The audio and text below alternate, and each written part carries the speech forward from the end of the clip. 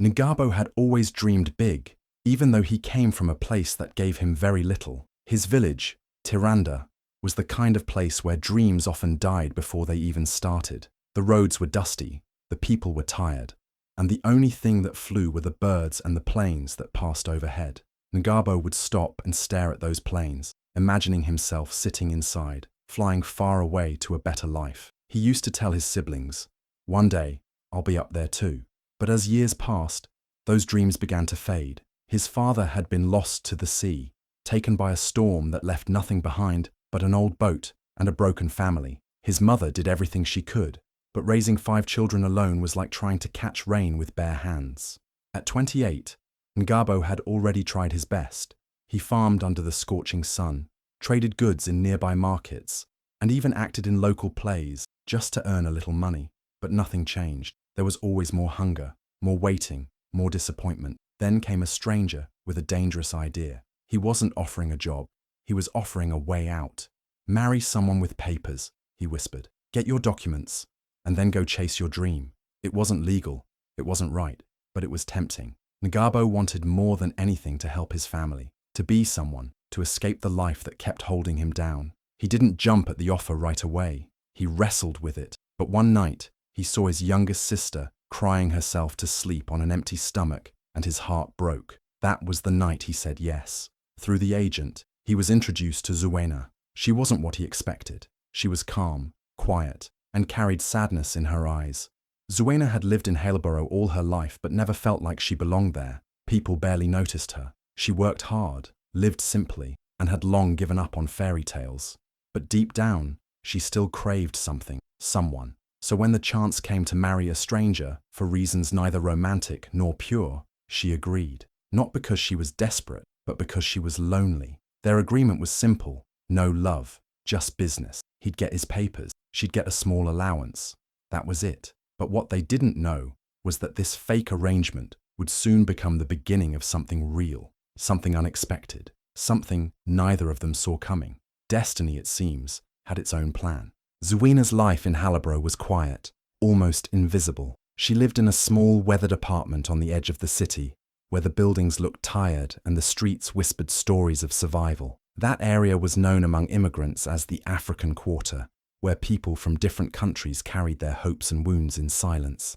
Every morning, Zuena walked the same path to the textile factory, blending in with the crowd of workers, never drawing attention to herself. Her fingers were always sore from stitching clothes that would be worn by people who never knew her name, but she never complained.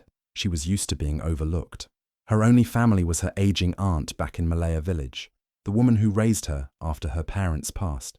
Every month, Zuena sent a portion of her small salary back home, sometimes skipping her own meals just to make sure her aunt had enough. Her world was one of sacrifice and simplicity, where nothing was wasted and everything was earned with effort. She didn't ask for much in life, just peace, and maybe, just maybe, someone to talk to. When she heard about the marriage arrangement through a quiet conversation at the community center, she didn't laugh or judge. She listened, and then she thought about her own loneliness.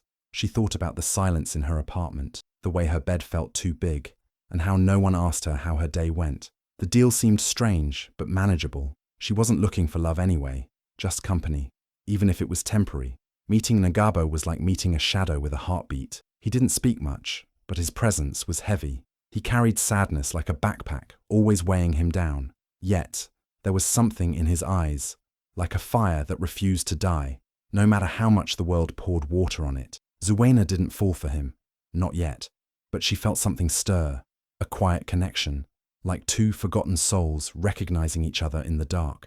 Their wedding was nothing like the ones she had imagined as a girl. No music, no dancing, just a plain office, 2 cold chairs, and a yawning clerk who barely looked up. But when N'gabo signed the paper with trembling hands, Zuena did something unexpected. She smiled, not because it was romantic, but because in that moment, she saw the beginning of something different. Not love, not yet, but maybe hope, maybe healing. She looked at him and thought, he's been through storms, just like me. And somehow, that silent understanding felt more powerful than any vow. Their life together in the beginning felt like 2 ghosts living in the same space, silent, distant, and careful not to cross invisible lines. N'gabo kept to himself, barely speaking more than a few words a day. He slept on the old squeaky couch in the small living room, never daring to step beyond the agreement they had made. Zuena, in turn, respected his space. She moved gently through the house, never asking questions, never expecting conversation. It wasn't what most would call a marriage. It was more like a quiet arrangement between two people trying to survive. N'gabo took on small, tiring jobs around the city. Some days he worked at the back of a store, lifting heavy boxes until his arms ached. Other days, he cleaned garages or washed cars under the hot sun, his hands blistered and dry by nightfall. He was waiting, counting the days until his documents would be ready, hoping that once they arrived, he could finally begin a new life, a better one where he didn't feel trapped. Meanwhile, Zuena continued her routine like clockwork. She would wake before him, go to the factory, return with sore feet, and still find the strength to clean the apartment and cook dinner. She never asked if he wanted to eat. She just placed the food on the table and walked away. And every night, without fail, she left a cup of warm herbal tea by the corner where he slept. Sometimes he drank it. Sometimes it sat untouched until morning, but she never stopped. Their conversations were rare, almost non-existent, but her actions spoke louder than words. She never nagged him, never treated him like a burden. Instead, she carried her quiet kindness like a flame in a cold room, small but steady. One evening, after a long day, N'gabo picked up the cup of tea and took a sip. He didn't say much, just one word, "Thank you." His voice was rough, barely audible, but it was the first time he'd said anything gentle since they married. Zuena didn't look up from her sewing, but a soft smile touched her lips. She didn't respond, didn't make it a moment. But something shifted. It was tiny, almost invisible, like the first drop of rain before a storm. For N'gabo, that moment cracked something open inside him. He realized she wasn't just doing these things because of their deal. She was doing them because that's who she was, kind, patient, and genuine. And though their home was still quiet, and their bond still distant, that single thank you was the beginning of a change neither of them could yet understand. The move to Kilifi wasn't out of choice, but out of necessity. Rent in Haleborough had gone up, and they needed to save every coin. Kilifi was colder, windier, and felt far from everything familiar. The buildings were older, the walls thinner, and the wind whistled through the cracks at night like a ghost. The apartment was small, and the heater barely worked. It always felt cold, both in the air and between them. Zuena adjusted as she always did, silently and without complaint. But slowly, the cold started to take a toll on her body. First, it was a little cough, barely noticeable. Then it became more frequent, dry, deep, and lingering. She still went to work, still cooked, still left his tea beside the couch. But the color started to drain from her cheeks. Her energy faded. Her steps became slower. N'gabo noticed, but he stayed quiet. He told himself it wasn't serious. She was a strong woman, resilient, always pushing through. And besides, they weren't truly husband and wife. Their arrangement didn't come with emotional attachments. Or at least, that's what he kept telling himself. He heard her cough in the night. Sometimes she stifled it into a pillow. Sometimes it echoed through the cold walls. Still, he looked the other way. Until one night, he was returning home late from a job cleaning out a warehouse. His hands were stiff from the cold, and his back ached. As he opened the door, he saw her lying on the kitchen floor, barely breathing. The kettle was still whistling on the stove, untouched. Her frail body was curled up, and her eyes fluttered open just enough to see him. In that moment, something inside N'gabo snapped. He didn't think. He just ran to her, scooping her up in his arms. Her body felt too light, too warm with fever. His heart pounded as he rushed through the dark streets, searching for a taxi, shouting for help. At the hospital, under the harsh white lights of the emergency room, the nurse asked him calmly, "Are you her husband?" He froze. Time seemed to pause around him. His mouth felt dry. This was supposed to be fake, just a deal. But as he looked at her pale face, something deeper stirred in him, a feeling he couldn't name. Finally, he whispered, "Yes, I am." That single sentence felt heavier than all the documents he had chased. It echoed in his mind like thunder. He didn't know what love truly was yet. But in that moment, he realized Zuena wasn't just a woman who made tea and cooked dinner. She was the only person who had cared for him without expecting anything in return. And now, she was the one who needed him. Zuena lay in the hospital bed, pale but slowly recovering. The sterile room smelled of antiseptic and worry. N'gabo sat silently beside her, guilt heavy on his chest.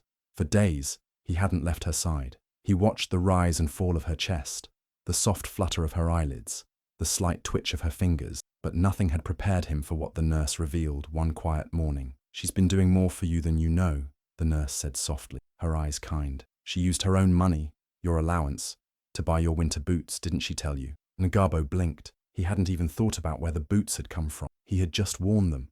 "And the lawyer," the nurse continued, "she's been quietly paying part of the fees. Said you needed someone to believe in you. Said you were going to make it one day." N'gabo felt the ground shift beneath him. His throat tightened. He remembered the new jacket he had found one morning, folded neatly with no note. The hot meals waiting after long shifts. The night she left tea by his side. Even after he'd ignored her, he had thought she was just kind, just polite. But this was something else. And then the nurse said something that hit deeper than anything else. "She even sent money to your family back in Tiranda. She said they needed it more than she did." N'gabo stared at Zuwena's sleeping face. He suddenly saw every quiet act, every small gesture, not as duty, but as love. Not the loud, dramatic love sung in songs, but the silent, selfless kind. The kind that gives and expects nothing in return. The kind he had never given anyone. She had been sacrificing in silence, building him up, believing in a version of him he didn't even recognize. And he had been too busy chasing papers to see the treasure standing right in front of him. Tears burned his eyes, but he didn't wipe them. For the first time in years, he let them fall. She had never asked for thanks, never demanded love, never even raised her voice. She had simply stayed, given, believed. In that moment, N'gabo realized something powerful. He had come to Haleboro looking for a way out, a shortcut, but what he found was Zuena, a woman whose quiet strength had done more for him than any paper ever could. He reached out, gently holding her hand in his, whispering softly, "You're not just my wife on paper. You're the one who gave me hope, and I didn't even see it." The day N'gabo received his legal papers, he stood outside the immigration office for a long time, holding the envelope like it was made of gold. It should have been the happiest moment of his life. This was what he had come for, what he had dreamed about since he was a boy, watching planes fly over Tiranda. But instead of joy, there was a strange emptiness in his chest. Soon after, he got a call about a job opportunity in a bigger city, Ziruba. The pay was good, the hours steady, and the company even offered housing. Everyone told him it was the chance of a lifetime, and so he packed his bags and told Zuena he was leaving.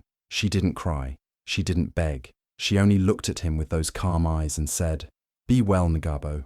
He nodded quickly, not able to hold her gaze for long. His guilt was too heavy, but he convinced himself that distance would make things easier.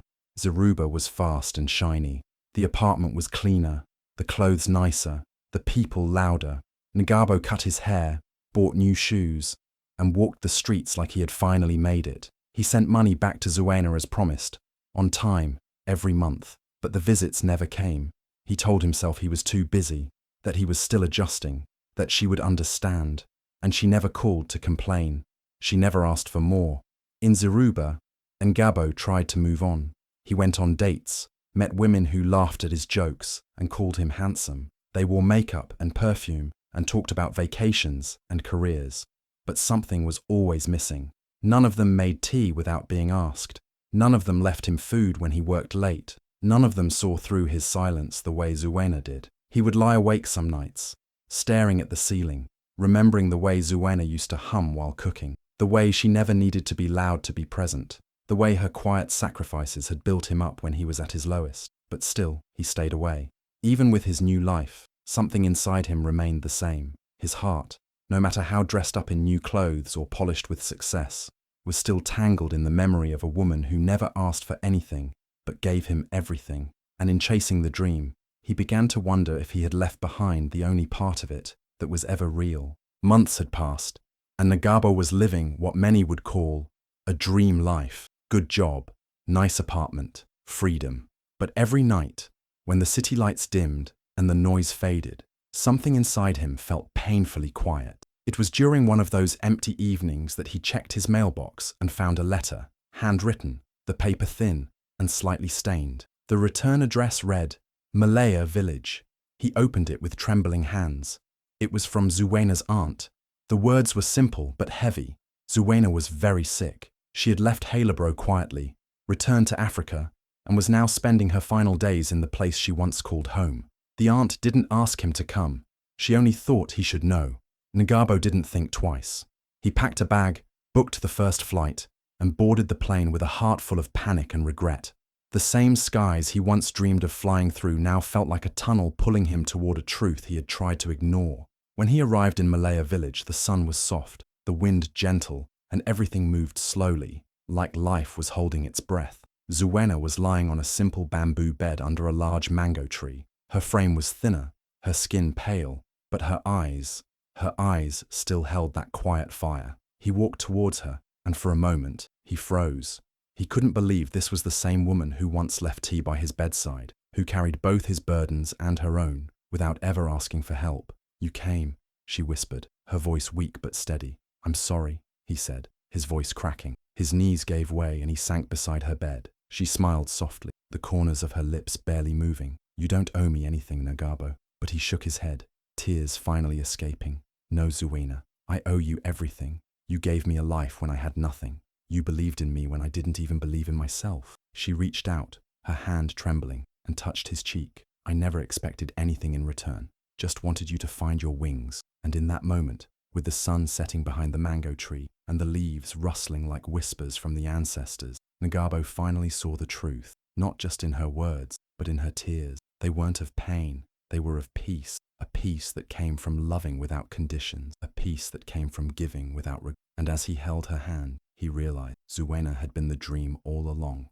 That night, the village was quiet under the stars, the kind of quiet that feels like the world is resting. But then, a scream pierced the air. Flames lit up the sky. One of the huts at the far end of Malaya village had caught fire. People ran, shouted, panicked. The fire was growing fast, smoke rising like a black cloud into the night. Someone cried out, "A child!" "There's a child inside." Before anyone could move, N'gabo was already running. His feet hit the dusty ground hard. His heart pounded. He didn't stop to think. He didn't pause to ask. He just ran straight into the fire. The heat hit him like a wall, but he pushed through. Inside the burning hut, the smoke was thick. He could barely see, but then he heard it, the whimper of a small child, hidden beneath a broken bench. He dropped to his knees, grabbed the child, and wrapped him tightly in a wet cloth nearby. His lungs screamed. His eyes burned. Still, he didn't stop. When he burst out of the flames minutes later, coughing, smoke pouring from his clothes, the whole village stood in stunned silence. Then, as he fell to his knees with the child still in his arms, cheers erupted. Mothers wept. Elders nodded with pride. And Zuena, weak but watching from her bed under the mango tree, began to cry, but not out of fear, not even out of worry. Her tears came from a place deep within, because she saw in that moment the man N'gabo had truly become. Not the desperate boy who once married for papers, not the silent, distant roommate who never looked her in the eye, but a man who would risk his life for another without hesitation. A man who had finally found his heart. As N'gabo sat on the ground, chest heaving, child clutched tightly, his eyes met hers across the distance, and it hit him. Love wasn't about paperwork or promises written on documents. It wasn't about convenience or deals made in the shadows. Real love was action. It was loyalty. It was showing up when it mattered. It was sacrifice. At that moment, N'gabo felt a fire inside him, not like the one he just ran through, but one even stronger. A fire that burned away his pride, his shame, and all the cold walls he had built. He had found something far more powerful than freedom or status. He had found love, pure, honest, unshakable. And he knew, no matter what happened next, he would never leave Zuena's side again. Zuena's health took an unexpected turn for the better. It was as if the sickness that had once consumed her was finally being lifted, piece by piece. The village elders, wise with years and tradition, whispered about a healing sparked by love. It wasn't just physical recovery, it was something deeper, something rooted in the heart. They could see it in the way her eyes shone again, the way her smile returned like sunlight breaking through a storm. For N'gabo, it was nothing short of a miracle, but in his heart, he knew the truth. Zuena's strength, her love, had made him change. The man who had come to Malaya was no longer the same. Gone was the boy driven by desperation and cold ambition. He had spent months in the village, embracing a life he had never known. He learned to cook the local dishes, tasted the life of a farmer, and saw the beauty in service. He didn't just serve Zuena, he served the community. He worked side by side with the villagers, lifting them, caring for them, just as Zuena had cared for him all those months. N'gabo poured his heart into the village. With his newfound wealth and determination, he built a health center in Zuena's name, a place that would help heal bodies, but more importantly, heal spirits. The village had once been overlooked, but now, thanks to his efforts, it was flourishing. He even wrote to his siblings back home, telling them, "I finally understand what it means to be a man. It's not about money or status, but about sacrifice, love, and giving without expecting anything in return." Then, one evening, as the sun set over the mango trees, casting a golden glow over the village, N'gabo did something he had never imagined he would. He took Zuena's hands in his heart pounding in his chest. He had a simple question for her, but this time, it wasn't about papers or deals. It was something far more profound. "Zuena, will you marry me?" he asked, his voice filled with emotion, his eyes full of regret and hope. She looked at him, and for a moment, there was silence, just the two of them, the village around them, the sounds of life in the air.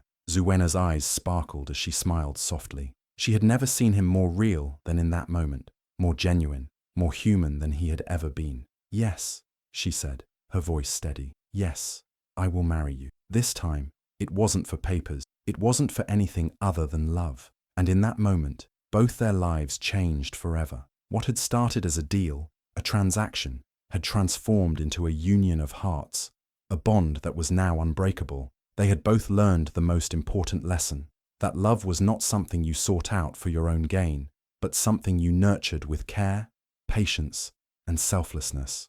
Zuena and N'gabo stood hand in hand, not as strangers, but as partners, ready to face the world together. They returned to Halaboro, but this time it was different. They weren't the same two strangers who had once entered into a marriage of convenience.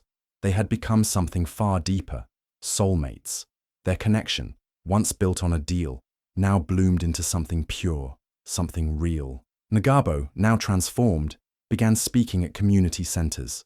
His story was one of warning, but also of hope. He told young men about the traps of fake marriages, about the dangers of chasing papers and status, without understanding what truly matters.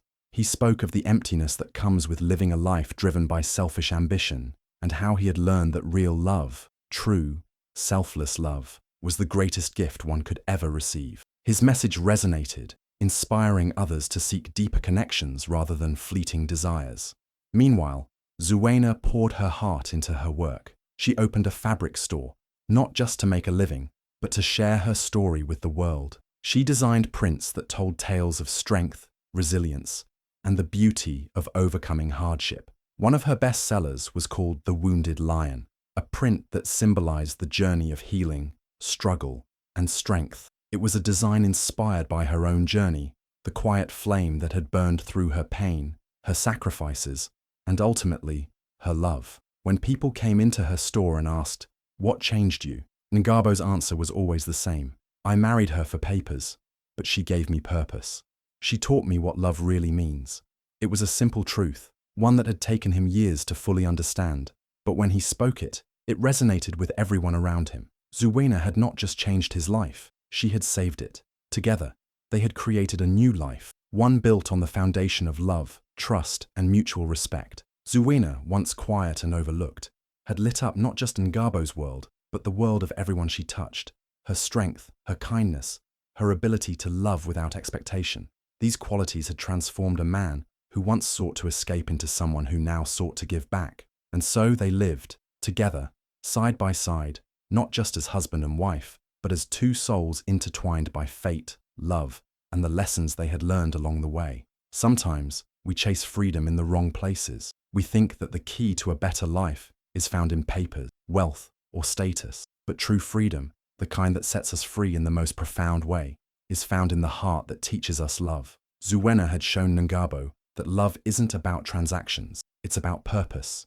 And in that purpose, they had both found their true selves. If Zuena and N'gabo's journey has touched your heart, you're not alone. Their story is a powerful reminder that love isn't about deals or expectations. It's about sacrifice, healing, and discovering the true meaning of connection. In a world where we're often chasing the wrong things, we sometimes forget that the greatest treasures are the ones we can't see, but feel deep within our hearts. If this story resonated with you, don't let it end here. Take a moment to reflect on the power of love and how it can transform lives, just like it did for N'gabo and Zuena. Share this video with someone who needs to hear this message, someone who might be struggling to find real love or meaning in their life. Let them know they are not alone. And if you haven't already, make sure to subscribe to our channel for more heartwarming stories that remind us of the beauty of human connection. Together, we can spread more positivity, love, and hope in this world. Thank you for being part of this journey. Your support means everything. Like, share, and subscribe. Let's keep the flame of love alive.